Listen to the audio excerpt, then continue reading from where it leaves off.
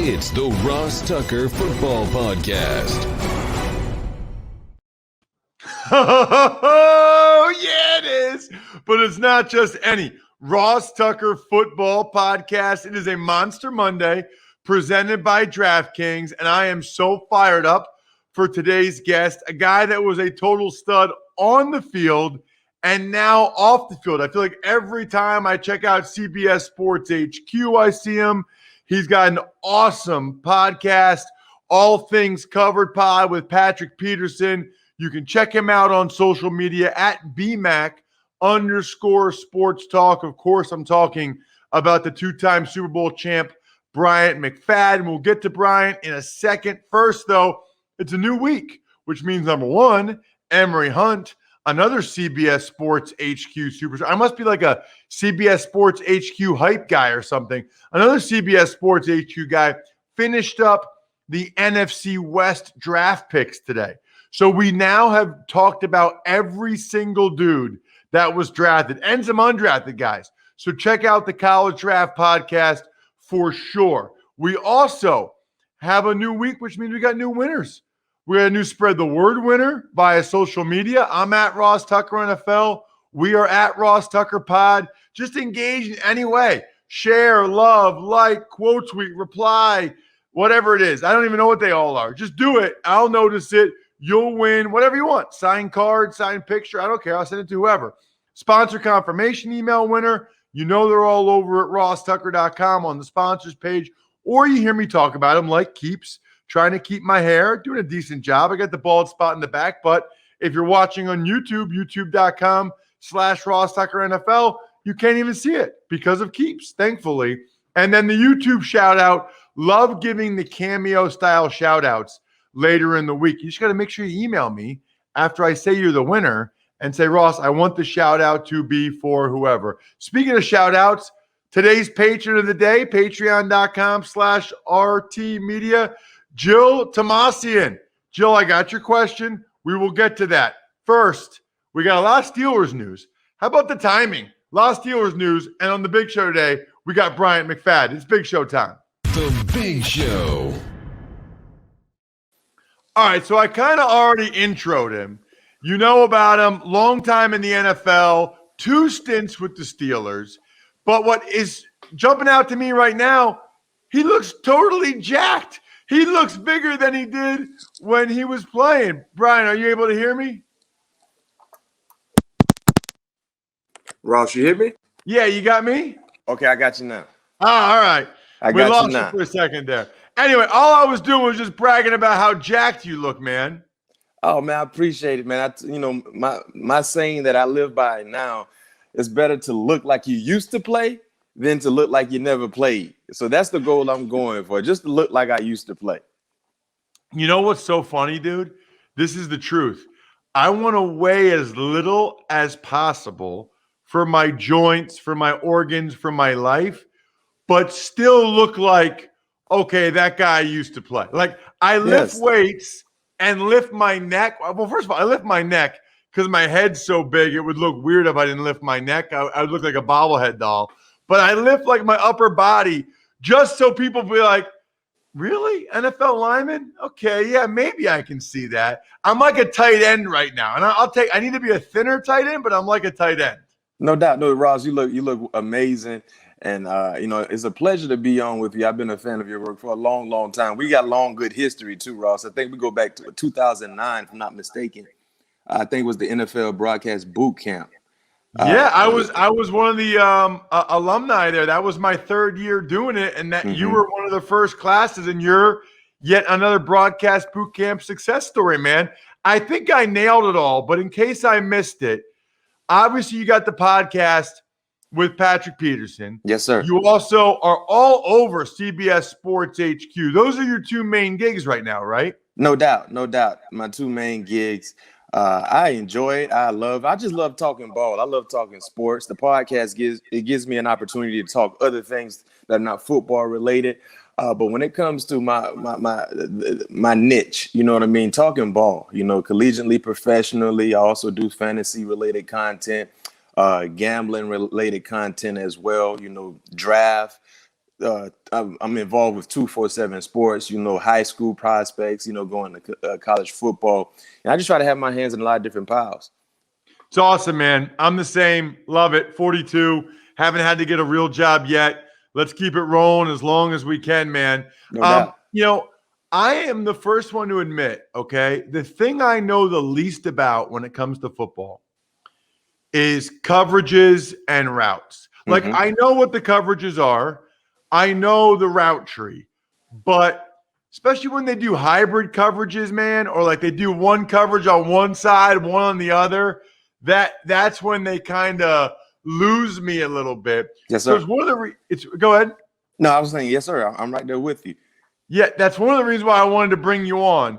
So I got some coverage questions and some personnel questions. So let me start with the coverage question, because then it's going to be a bunch of personnel stuff. What coverages are you seeing more of and less of in the NFL these days, and why? I'm seeing more double coverages. And what I mean when I say double coverages, prime example, you might get a call in a huddle. Like for us in Pittsburgh, tight will me 63, right? So the number is the coverage, the potential coverage you could get based on the offensive formation, right? So the first number, which was 6, you will get a 6 coverage if they come out in normal personnel, meaning not a slot set, right? Regular formation. You know what I mean? You got 1, you got an X, you got a Z on the opposite side, tight end. Let's say 21 personnel. You come out in 21 personnel. Granted, you don't usually see that a lot, but if you see a team come out in 21 personnel, which is 2 wide receivers, 1 tight end, 2 running backs, no slot set, just a regular formation. Now you get cover 6.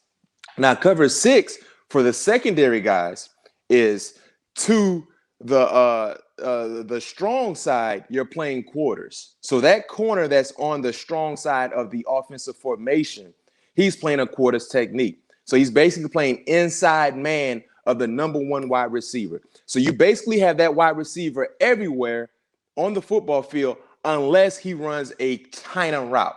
A China route is basically a 5-yard in, a quick 5-yard in. That's what we call a China route. If he runs that China route and you're not impressed, now you give the pre-snap alignment, you give the alert China call, because you're allowing your flat player to hear and recognize and anticipate he might get a China route that he would have to pick up. But if I'm playing bump and run, all of that is off. There's no need to alert any China, because as a corner, that's my man everywhere on the football field.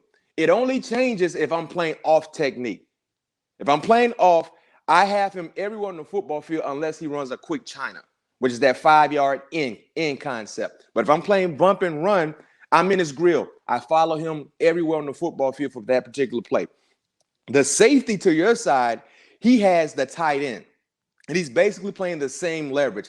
Inside leverage on the tight end. He has him pretty much the same responsibility as the corner if he is playing off technique, like I just explained to you guys. Now, to the weak side of the formation, that backside corner, that weak side corner, he's playing a half coverage technique, meaning he's playing like a cover 2.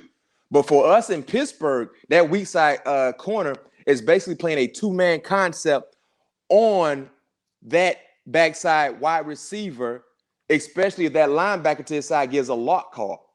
Because now if he gives a lock call, I'm playing 2-man. That linebacker will get the back. If he flares to the weak side, you have a half safety over the top of you.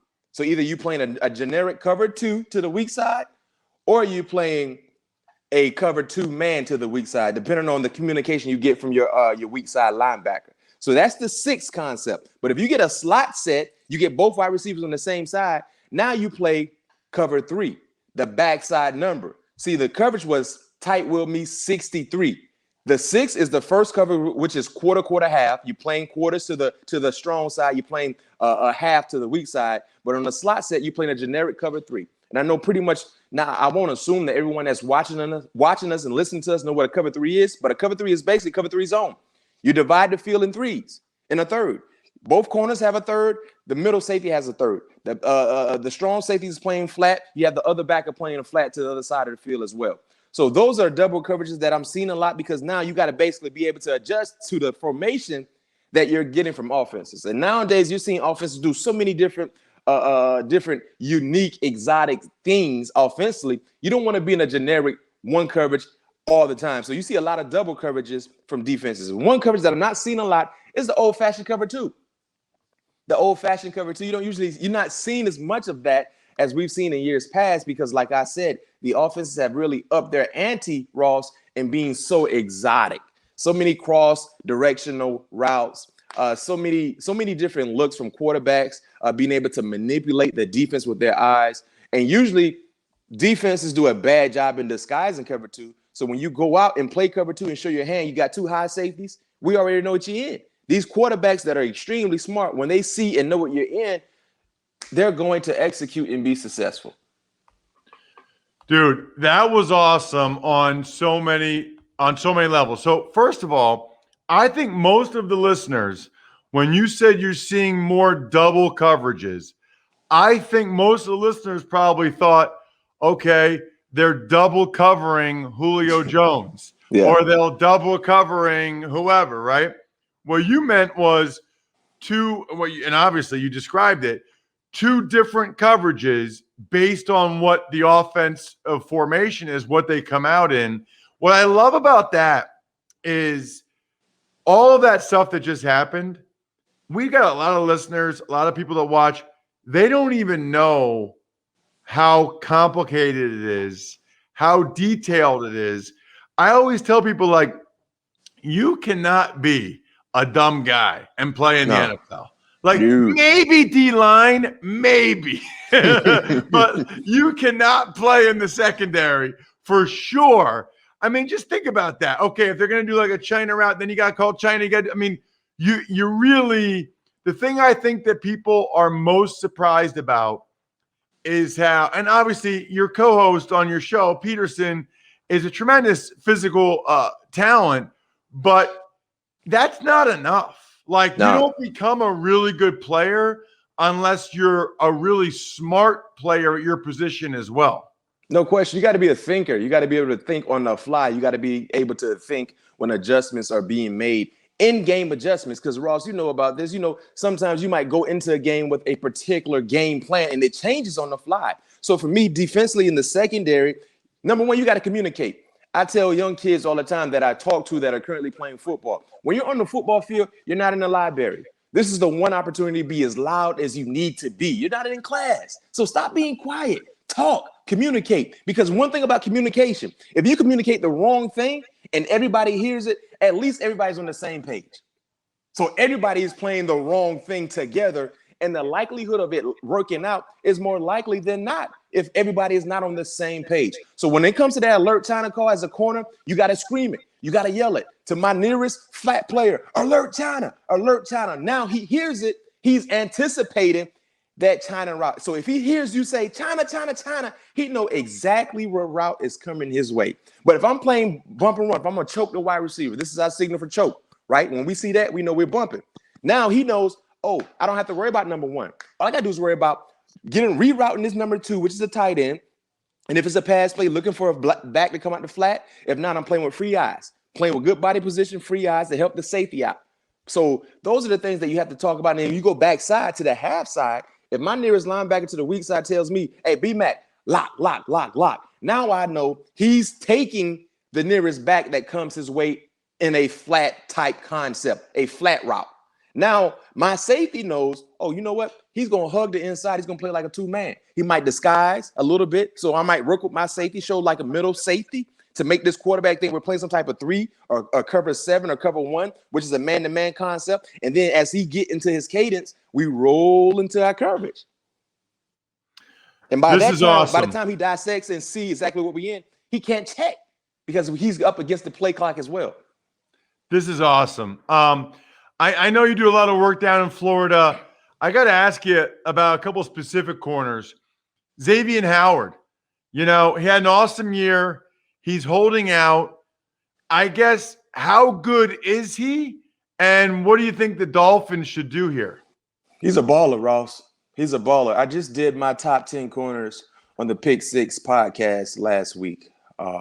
I think it should be releasing this week. I had Xavier Howard based on the production from last year. So this is how I assembled my list based on the production from last year and coming into this year, the expectations. I had Xavier Howard my number 2 corner. Ross, he had double-digit picks. He had 20 PBUs. I mean, he balled out. He consistently got his hands on footballs. He's the second best corner in the game right now, if you're asking me, based on what he did last year. So how good is he? He's an elite type corner. When he's healthy, he has shown the ability to be a top tier guy when he has been healthy. Last year, he was healthy and he took the league by storm. And what will happen with the Miami Dolphins and Xavier Howard? See, this is the issue, Ross. So you know about the business side of things, right? And fans, this is something that fans are learning much more of.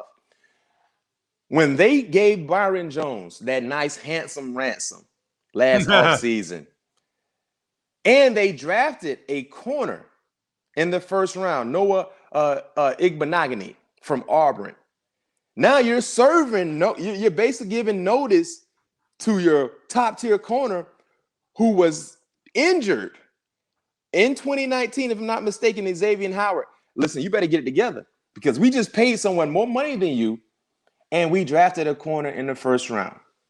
So you better get it together. So they basically kind of served notice to Xavier Howard. Hey, man, you got to be healthy. You better ball out.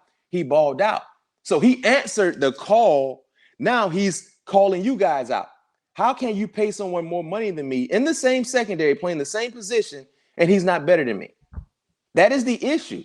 So 2 things will either happen, Ross. Either Xavier Howard lowers his demand and being disgruntled and want to be removed or want to be paid accordingly, or they trade him. Because I don't foresee the Dolphins being able to pay 2 corners almost close to $20 million per year. Because I think Byron is getting around $18 million. Right now, Xavier is getting, what, $15 million? Would he even be happy in getting the same amount that Byron Jones is getting? I don't know. I think he want to be paid more than Byron Jones because he knows he's a better player. He has a better resume in a Miami Dolphin uniform than Byron Jones. So either he lowers his demands or they might think about entertaining a trade because also, too, remember this offseason, they brought in McCourty. You know what I mean? Veteran, savvy corner from the Patriots. So they've added more depth at the cornerback position. You know what I mean? Like I said, they just drafted Noah a year ago. They brought in Byron Jones. They added McCourty this season. Like, they have a lot of bodies at the cornerback position. They might not be the same guy that Xavier Howard is, but I think they're prepared for life without Xavier Howard if they need to entertain a trade. Safe to say your number 1 corner is Jalen Ramsey? No question. No question. Straight dog.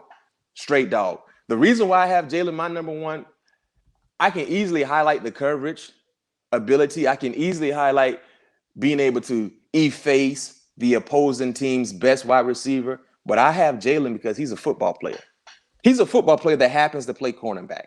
Those are the guys that I love watching. You know what I mean? He tackles. He plays with bad intentions to the offensive guy he's going against or the offense that he's going against. And he brings energy. Not to mention he's a lockdown corner. So, yes, he's my number 1. I got to ask you a question about your co-host on your podcast. I thought it was interesting. Obviously, it's Patrick Peterson. The Arizona Cardinals, they signed A.J. Green. They signed J.J. Watt. Like, it's pretty clear to me when you bring in guys like A.J. Green and J.J. Watt that they're going all in for this year. I don't know if Steve Keim, the GM, Cliff Kingsbury, they're on the hot seat. Seems like they probably are. They need to win this year. I'm sure you've asked them this on the show, but how does Patrick feel that they're going all in for this year, but they didn't want him to be a part of it? Well, initially, he kind of felt some type of way because he did a lot for the organization. There was a mutual respect from both sides, and that's just the part of the NFL that might not be so kind to Hall of Fame like players. We've seen Hall of Fame like players leave their home team. LaDainian Tomlinson wasn't in a Chargers uniform forever. Brett Favre, Emmitt Smith. The list can go on and on and on. You know what I mean? So initially it was a bit of I don't want to say hard feelings, but he felt some type of way. But the thing that Pat is extremely excited about, he's happy about the Arizona Cardinals giving him an opportunity, but he's even more happier being with a team, a defense, a head coach, and Coach Zimmer, a defensive staff that will allow him to be Pat Pete. You know what I mean? Play football the way he's been grown accustomed to playing football. Not to mention being around a talented group of guys, the energy, the expectations, the enthusiasm, especially not knowing what Aaron Rodgers is going to do in that division, the black and blue. If Aaron Rodgers don't play football, instantly the Minnesota Vikings become the number one team in the division. You know what I mean? So just the expectations and the hype that's surrounding the Minnesota Vikings has made it easy to accept being a part of a new team for Pat P. So he's excited. And yes, the Cardinals are making big-time moves. You know what I mean? You look at the draft. I really love their draft. Some of the guys they brought in, if they can get a healthy A.J. Green to pair up with DeAndre Hopkins, you still got Captain Christian Kirk there, Rondale Moore, who we had on our podcast a few months ago, just being able to solidify the pass catching position. You got James Conner, who was playing basically on a prove me year type of deal. They got some guys they've added. It's going to be a sticky division, but yeah, Pat, definitely wanted to continue to play in Arizona as the case for most veterans who've been a part of an organization for such a long time. But that's not just how the NFL goes. No love lost. You got to understand you got a new opportunity and make the most of it. If you're listening to this podcast or watching it, you like podcasts, check out the All Things Covered at AT Covered Pod on social media with Bryant and Patrick Peterson. And check him out on social media at BMAC_sports talk. Bryant, so great to talk with you, man. I didn't realize it was 2009, but I remembered you being at the boot camp for sure. I couldn't remember if I had your number in my phone or not, but it's awesome to have you on the show.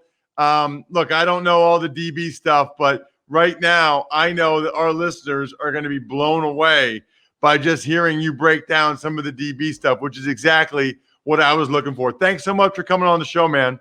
Hey, Ross, thank you for having me. Anytime you need me, just reach out to me. Thank you. There he is, Bryant McFadden. Man, check him out on YouTube, by the way, as well. He is looking awesome. I'm jealous. I need to eat better, I think, and drink less. But keep taking my keeps. I need to keep taking my keeps because that helps me look better. 2 out of 3 men will experience some form of hair loss by the time they're 35. That means most of you listening have had some form of hair loss. I'm telling you guys, if you don't care, it's going to shave it. That's cool. That's cool. I got no problem with that. Go for it. Go bald. Look, a lot of guys like to go bald. But if you'd like to keep what you have, start now. There are only 2 FDA-approved medications that can prevent hair loss. I've been taking both of them for a while. You can ask my wife. I have not lost any more hair. I don't know if I've gained any back, but I definitely have not lost any more hair. And I was losing it quickly. And I like how I look now. I got the bald spot in the back, but on TV, you can't see it. 2 FDA-approved medications. Get them both sent just right to your house. If you're ready to take action and prevent hair loss, like I did a while ago, go to keeps.com/Ross to receive your first month of treatment for free. That's KEEPS.com/Ross to get your first month free. Keeps.com/Ross. Tuck's Takes. Good morning, Ross. A lot of Steelers news to get to. Team released longtime starting right guard David DeCastro, and they signed Trey Turner. Was not expecting that, obviously, Bry, but DeCastro evidently needs to have another ankle surgery. It'll be his 3rd. Depending on how that goes, will determine whether or not he ever even plays football again. So the Steelers did the right thing here. They had to cover themselves, save $9.5 million on the cap. Now, Trey Turner didn't have a great year last year for the Chargers, but I think they think he's solid, reliable, and we'll see. I don't know if I envision DeCastro playing again. Smart guy, went to Stanford. He's made a lot of money. He's had a good career. I'd be curious to have him come on the show and talk about the pros and cons of playing again after a 3rd ankle surgery. Tuck's Takes. The Steelers also announced that the NFL rejected their plan to have training camp in Latrobe. Yeah, so I guess, Bry, the way it works is if the teams wanted to be away from their facility, if they wanted to go to a college like the Steelers have done for decades at St. Vincent College in Latrobe, and it is a magnificent setting, awesome place to have training camp. It's Bry. Have you ever been there? No, I have not. Well, first of all, it's out in the mountains and valleys of Western PA. It's the Appalachian. It's gorgeous, absolutely gorgeous. Okay.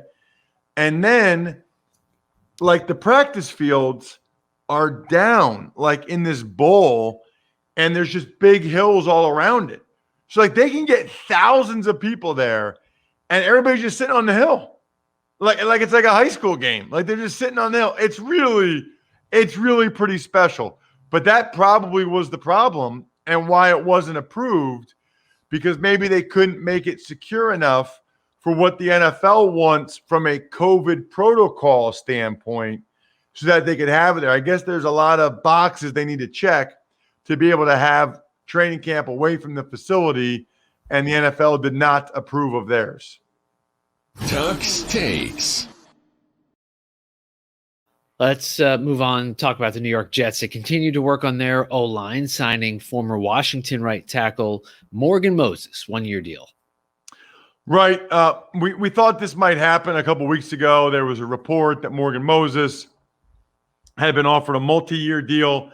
Probably the money wasn't to his liking. He wanted a 1-year deal, go out there, ball out for the Jets, play well, and get a new deal somewhere else, or maybe in New York. But with Elijah Vera Tucker, Becton last year, Moses, the Jets are really trying to make sure Zach Wilson has some time to throw and can step up in the pocket and operate the offense, which I think is a very smart move by their general manager, Joe Douglas. Tuck's Takes. And finally, good news on the uniform front. The NFL teams are going to be able to wear alternate helmets beginning in 2022. Right, except you had to already submit your 2022 alternate uniform already, which it's crazy to me you have to do it that early. I guess they need to make the jerseys to sell for the alternate. I don't know. But so a lot of teams aren't going to be able to do like the Bucko Bruce or, Pat the Patriot until 2023.